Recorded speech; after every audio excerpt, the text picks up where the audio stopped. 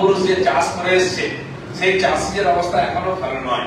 আমি চাষার বেটা হিসাবে যদি তাদের কিছু করতে পারি, সেই জন্যই আজকে আপনাদের এখানে ডাকা হবে। আমি খুব গর্বিত যে আপনারা আমাদের ডাকে এসছেন এখানে। যে পাট চাষ, আমি খুব ছোটবেলা আমার বাড়ি মেদিনীপুরে আপনারা জানেন, সেখানে পাট আর শন চাষ হতো। শন হয়তো আপনারা জানেন সাদা সাদা হতো, একটু ছোট হয়, খুব শক্ত। তো ওখানে চাষ হতো অল্প অল্প, কারণ আমরা গ্রামের লোক গরু বাছুর রাখে, প্লাস ওখানে আমাদের ওই যে খাটিয়া হয় না, এই সনের পাটের দড়ি দিয়ে আর বানাতো, ছাওয়া হতো। এর বেশি নয়, সেখানে অল্প একটু জমি এক একজন চাষ করতো। নিজের প্রয়োজন ফুরিয়ে গেলে যেটুকু 2-4 কিলো বাঁচতো হাটে বিক্রি করে দিত। এই যে ওই পাতলা দড়িটা নিয়ে একদম পাতলা হয়ে গেছে। এই যে দড়িটা দেখলেন, আমি ছোটবেলা দেখেছি এই দড়িটা বাড়িতে তৈরি করা হতো। বাবা জেঠা যাদের থেকে, তারা কি করতো, এটা ঘেরা বলে জিনিস হয়, একটা 4টে কাঠ এরকম ধরুন 8 ইঞ্চি লম্বা, 2টো কাঠ তার মাঝামাঝি ক্রস করে বসিয়ে দিত, মাঝখান দিয়ে লোহার একটা শিককে ঢুকিয়ে দিয়ে মাথাটা গোল থাকতো, বুঝলেন তো? ওটাকে এরকম ঘোরানো যায়, ওই মাথাটা জুটটাকে উপরে বাঁধতো দড়ি দিয়ে, একটু একটু টেনে ওর সঙ্গে দিয়ে ওটাকে ঘোরাতো, এর হাতের জোরে ওটাকে টানতো আস্তে আস্তে, ওর সঙ্গে মিলিয়ে দিত আস্তে আস্তে লম্বা দড়ি, আর ওতেই পেঁচিয়ে রাখতো দড়িটাকে। ছোটবেলা আমি অনেকবার চেষ্টা করছি, সেখান থেকে পড়ে যেত। সেদিন মিলে গেছিলাম আমি এসটির জুট মিল, সেখান থেকেও আজকে আসার ছিল, আসেননি? আচ্ছা আচ্ছা, এসছেন, ভালো, ধন্যবাদ। ওনার কথাও শুনবো আমরা। তো এরকম পাতলা দড়ি মেশিনে তৈরি হচ্ছে, জুটকে ঢুকিয়ে দেওয়া হচ্ছে পাতলা পাতলা, এসে ওইটা প্রচুর লম্বা হচ্ছে, বিরাট বড়, দিয়ে ওইটা দিয়ে চট তৈরি হচ্ছে, যেটা আমরা দেখি সিট চাদরটা, তার থেকে বস্তা হচ্ছে। তো সেটা আমি দেখেছি হাতে তৈরি হচ্ছে, কিন্তু এখন আমাদের ওখানে পাট বা সব কেউ চাষ করে না। এখানে একটি কেন্দ্রীয় সংস্থা আছে আইজা, ওই নীলগঞ্জ বারাসাতে, আমি গেছিলাম ওখানে, 2বার গেছি, দেখে এসেছি। আর আমাদের মাননীয় মন্ত্রী, এখন যিনি বস্ত্রমন্ত্রী শ্রী গিরিরাজ সিং, তিনি এসেছেন, 2-1বার কথা হয়েছে। তার যে ইচ্ছা যে পশ্চিমবঙ্গ হচ্ছে পাট চাষের একমাত্র জায়গা ভারতবর্ষে, আর হাজার হাজার পাট চাষী আছেন, তারা আস্তে আস্তে পাট চাষ কমিয়ে দিচ্ছেন। এখানে হয়তো অনেকে আছেন যারা 10 বিঘা করতেন, এখন 4 বিঘা, 5 বিঘা, 7 বিঘা করছেন। অনেকে মোটে টোটাল বন্ধ করেছেন। আজকেও কথা হচ্ছে, আমি বসেছিলাম ছেলের সঙ্গে, আমরা কথা বন্ধ করেছি। সেই জন্য আমরা প্রথম ঠিক করলাম পাট চাষী যে সমস্যা, অনেকটা আমরা জানি, আরো জানার আছে, যেখানে সমস্যা, যেখানে পাট চাষ বন্ধ হয়ে যাচ্ছে, ওইখান থেকে এই প্রশিক্ষণ বা জাগরণের সচেতনতার সভাটা করব। তাই এখানকে আমরা টার্গেট করেছি। এখানকার আমাদের বন্ধুরা ছিলেন, তারা আমাদের খবর দিয়েছেন, প্রায় 100 চাষী এসছেন। তো যেটা আমার বন্ধু বললেন যে ছোট ছোট সভা করুন, আমরা খালি এখানে নয়, এখন এরপরে নেক্সট উইকে হয়তো নদিয়াতে করবো, তারপরে মুর্শিদাবাদ করবো, যেখানে যেখানে পাট চাষ হয় জেলা স্তরে করবো আমরা, কতজন আসছেন দেখবো আমরা। তারপরে সেটাকে দরকার হলে আরো ছোট ব্লক স্তরে, কারণ প্রচুর চাষী আছে, প্রত্যেককে একবার না একবার এনে তাদেরকে ব্যাপারটা বোঝাতে হবে, তাদের সমস্যাটা শুনতে হবে। আজকে ওনারা বললেন যে পাটের কত রকম জিনিস তৈরি হচ্ছে। আমি ইদানিং কয়েকটি শিল্প মেলাতে গেলাম, শান্তিনিকেতন গেলাম মেলাতে, এখানেও কলকাতায় জুটের বিভিন্ন প্রোডাকশনের আলাদা একটা সেক্টর ছিল, দেখলাম সব দোকানে পায়ের চপ্পল থেকে আরম্ভ করে ঘর সাজানোর জিনিস, জামা কাপড় তৈরি হচ্ছে, বিক্রি হচ্ছে খুব। আমি জিজ্ঞেস করলাম ভাই বিক্রি কেমন হচ্ছে? আমাদের এই বারাসাত এদিকের বহু ছেলে ছোট ছোট ফ্যাক্টরিগুলো তৈরি করছে, সব মেলাতে বিক্রি করে। সরকারের শিল্প মেলা তো আলাদা স্টল দিচ্ছে। তো খালি বস্তা বা চাদর তৈরি হচ্ছে এরকম না, অনেক জিনিস তৈরি হয়েছে। আমি কয়েক জায়গায় গেলাম, আমাকে অনেক জিনিস অনেকে হেল্প করেছেন। এই যে পাপোশ, এমনি তো মোটা হয়ে যায় এরকম দড়ি দিয়ে, আমাকে দিয়ে আমরা মোটা দড়ি দিয়ে, ওরকম মোটা দড়ি দিয়ে পাপোশ দিয়ে, আমার বাড়িতে আছে কতটা বড়, মোটা মোটা, কতদিন টিকবে জানি না, কিন্তু পাতলা করে তার সঙ্গে অন্য জিনিস মিশিয়ে 80% পর্যন্ত পাট, বাকিটা ওইটা। তাতে কাপড়ও তৈরি হচ্ছে এবং ওই দিয়ে এত রঙিন পাপোশ, সুন্দর কারুকার্য করা। যে কোনো বাড়িতে যেখানে স্টোন দিয়ে দামি বাড়ি করছে লোকেরা, প্লাস্টিক না রেখে উঠে রাখবে, রাখছে অনেক মধ্যে গিয়েছে, তো দেওয়ালে ঝুলিয়ে রেখেছে বিভিন্ন রকম ঘর সাজানোর জিনিস। সেদিন যখন হেস্টিংস মিলে গেলাম, ওনারা এসছেন জুট মিলে, সঞ্জয় কাজারিয়া মালিক, 3খানা মিল, তার মধ্যে একটা হচ্ছে যে শক্তিগড়, ওখানে নতুন মিল করেছেন। সেখানে কি লিখেছেন, আমরা ইতিমধ্যে বিনামূল্যে পাটের বীজ ও ওষুধ বিতরণ করি, বিনা পয়সায় চাষীদের বীজ দিচ্ছেন এবং তার জন্য ওষুধও দিচ্ছেন। উনি ভালো বলেছেন, আপনার পাট আমাদের দায়িত্ব, চলো বদলাই পাট চাষের ভবিষ্যৎ। তো যিনি ব্যবসা করছেন তিনি নিজে আপনার কাছে আসবেন, শুধুমাত্র ছাড়ানো পাট নয়, আমরা কিনবো কাঁচা পাট। প্রতি বিঘা 25,000 ধরে এখন পাট ছাড়ানোর ঝামেলা নেই, আপনার পাটটাই কিনে নেন। যেমন আপনারা জানেন আখ চাষ হয়, আমাদের এখানে এখন আর হয় না বেশি, যেখানে আখের মিল আছে সেখানে আখ চাষ হয়, চিনি তৈরি হয়। বিহার, উত্তরপ্রদেশ, মহারাষ্ট্র, ব্যাপক হাজার হাজার কোটি টাকার বিজনেস। তো সেখানে জমি থেকে নিয়ে যাচ্ছে কেটে, বা চাষি কেটে ট্রাক্টর করে ভরে সোজা মিলে চলে যাচ্ছে, কুইন্টাল কুইন্টাল ওজন করে ওরা নিয়ে নিচ্ছে, আর কোনো ঝামেলা নেই, আপনি কেটে দিয়ে আসুন।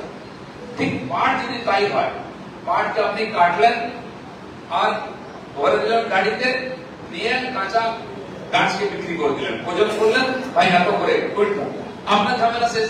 কারণ পাট চাষ করতে যেমন কষ্ট, ধান চাল যাই চাষ করুন আপনি, গাছ লাগানো, তার নিড়ানো, ওষুধ দেওয়া, জল দেওয়া, এটা তো আছেই।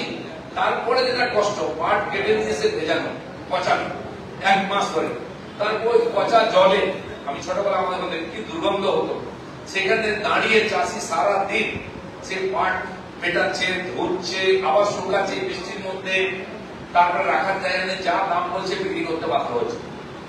আর এখানে আমাদের জলের অভাব।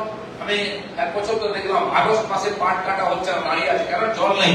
মেশিন দিয়ে জল দিয়ে নয়নজলিতে পাট পচাচ্ছে, দেখেছেন কিনা, হয়েছে কিনা? তো মেশিনের জলের খরচা হবে, এইভাবে তো হয় না। চাষ বেশি ওখানে ছিল, মিল এর পাশে ছিল, দেশ ভাগে। আর 9,000 টাকা দিয়ে আনছে বাংলাদেশ থেকে পাট, তো কেন নিচ্ছে না? না, আমাদের পাটের কোয়ালিটি ভালো না, রং ভালো না, শক্ত নয়, কোয়ালিটি ভালো না। তো ও তো ভালো জিনিস দিলে ভালো জিনিস, রংটাও প্রথম কথা, দর্শনধারী তো গুণ বিচারি, তাহলে দর্শনধারী বাদ দিয়ে গুণ বিচারি, দেখতে কত সুন্দর সোনালি রং, চকচক করছে পাট, লোক ওটা নেবে, আমরা তাই করি, কাপড় চোপড় যা কিনতে। তো বাংলাদেশে যেহেতু নদী, খাল, বিল প্রচুর, জল প্রবাহিত হয়, জল দাঁড়িয়ে থাকে না, ফলে ওখানে পচিয়ে এবং ধুয়ে যথেষ্ট জল পায়, পাটের রং আলাদা, চকচক করে। তো ওইটা আগে বিক্রি হয় আপনার 60 টাকা, ওর 90 টাকা পাটের কিলো। তো ওখান থেকে আনছে। যদি আমরা কোয়ালিটি ভালো করি, তার জন্য যেটা এসিআই বন্ধুরা বললেন, বা আমি ওই আইসারে গেছিলাম, তারা কি করছেন, ওই কাঁচা পাটের গাছটাকে আখের মতো পিষে দেবে, একদিকে পাকাটি বেরিয়ে গেল, একদিকে ছালটা বেরিয়ে গেল কাঁচা। এবার আপনি একটা গাড়িতে কত কুইন্টাল নেবেন পাট, তার মানে বেশিরভাগ কাঠিটা বেরিয়ে যাচ্ছে। এবার আপনার জলও কম লাগবে, শুধু ওই চামড়াটা, ছালটা নিয়ে গেলেন, দিয়ে একটা ছোট চৌবান চাই, ওই জলের যে পাউডার বললেন দিয়ে ওইটাকে পচিয়ে দিন, 7 দিন 10 দিন ওটা পচে যাবে, ভালো পরিষ্কার জলে ধুয়ে দিন, তার কোয়ালিটিও ভালো হবে, কষ্ট কম হবে, আর খরচা কম হবে, জিনিস ভালো হবে। এটা রিসার্চও চলছে, এসিআই এর জন্য খরচাও করছে, কোম্পানিগুলো ফ্রিতে আপনাকে বীজ দেবে, ওষুধ দেবে, এবং তারাই কিনে নেবে। আমরা এই জন্য আপনাদের কাছে এসেছি, এই যে এত বড় বড় কথা হচ্ছে, ভালো জিনিস তৈরি হচ্ছে, ভালো দাম, বিদেশে রপ্তানি যাবে। আরে যদি চাষিরা চাষ না করে, পাটই না হয়, তাহলে পাট কল কি হবে, ওই যন্ত্রপাতি তৈরি হবে, বিদেশে কি ঘন্টা যাবে, পাটই তো নেই। কারণ চাষির লাভ হচ্ছে না, তাই পাট চাষ হচ্ছে না। চাষিকে লাভ দিতে হবে, সহায়ক মূল্য বাড়াচ্ছে সরকার, কিন্তু চাষি পাচ্ছে না। আমি চাষের বাড়িতে ধান চাষ হয় দেখি, বিক্রি হয় এখন 2100 টাকার বেশি ধানেতে দিচ্ছে কুইন্টাল, চাষি পাচ্ছে 1600, 1700, 1800 টাকা। কারণ রাখার জায়গা দিয়ে যাও বিক্রি করে দিলে পড়েরা নিয়ে চলে যাচ্ছে। কারণ আপনি যদি সরকারকে দিয়ে ধান দিয়ে আসেন, তারপরে আজকে নিয়ে গেলেন, বলছে আজকে হবে না, চলে যাও, আবার ফেরত যাও, আবার পরের দিন যেতে হবে, কতবার যাবে, কাজ করবে তখন। তারপরে দিয়ে এলে 3 মাস পরে চেক পাচ্ছে, চেক দিলে ভাঙবে 3 মাস পরে, তখন সে তার সারের দাম, বীজের দাম দেবে কিনা? লোক বাধ্য হয়ে বলে, যা আসছে বাড়িতে পেয়ে গেছে, 1700 টাকা পাবো, দিয়ে দাও, রাখার জায়গা। পাটের ক্ষেত্রেও তাই হচ্ছে। তো পাটের যে সরকার খরচা করছে, চাষি লাভ পাচ্ছে না, মাঝখানে কেউ খেয়ে নিচ্ছে। তো মিল মালিকরা আমাদের বলেছেন যে আমরা গিয়ে লোকের কাছ থেকে কিনে নিয়ে আসবো পাট। তারা ধরুন 60 টাকা বা 70 টাকা, মানে ধরুন 6500, 6500 টাকা কুইন্টাল কিনছে, ওখানে গিয়ে পাচ্ছে। ওরা এখানে এলে ওই দামের কাছে কম দামে পাবে। কোনো যদি কোম্পানি তৈরি হয়, সোসাইটি তৈরি হয়, এরকম তারা, যেমন আমরা দুধ নিয়ে গিয়ে দিয়ে দিয়েছে, তারা নিয়ে যায় কলকাতা, তো এরা তারা কিনে নিল, ওইখান থেকে মিল মালিকরা কিনে নিয়ে যাবে, তারাও কম দামে পাবে, আর আপনারাও পুরো দাম পাবেন। কেন্দ্র সরকার চাইছে এরকম, নীতিরাজ সিং আমাদেরকে বলেছেন যে আমি চাই বাংলার চাষিরা লাভ দেখুক আর পাট চাষ বাড়ুক, কারণ এতে কেন্দ্র সরকারও কোটি কোটি ডলার পাবে, চাষিরা পয়সা পাবে, ব্যবসা ভালো হবে। এবং যেটা এনারা বললেন, এই ধরনের দড়ি আমাদের বাড়ির মায়েরা বোনেরা বাড়িতে বসে বসে বানিয়ে ৬-৮ হাজার টাকা মাসে ইনকাম করতে পারে। আর নিজের পাটের যদি দড়ি, যে পাট সে 50 টাকা বিক্রি করছিল, সেই পাটের শ্রম দিয়ে 90 টাকা বিক্রি হবে, পরিবার লাভ পাবে। এই ধরনের সরকার অনেক প্রয়োগ করছে, অনেক সুবিধা দিচ্ছে, কিন্তু আমরা জানি না চাষিরা। তো আমার মনে হয়েছে যে আমি চাষি হিসাবে কমপক্ষে চাষিদের সঙ্গে থাকি, তো সেই জন্য মন্ত্রীকে ডেকেছি, বারবার এসছেন, আমি নিজে মিলে গেছি, তারা কি চান দেখতে। ওরা আরো মজার কথা বললো, বলে আমাদের কাছে এত অর্ডার এসছে আমরা সাপ্লাই দিতে পারছি না।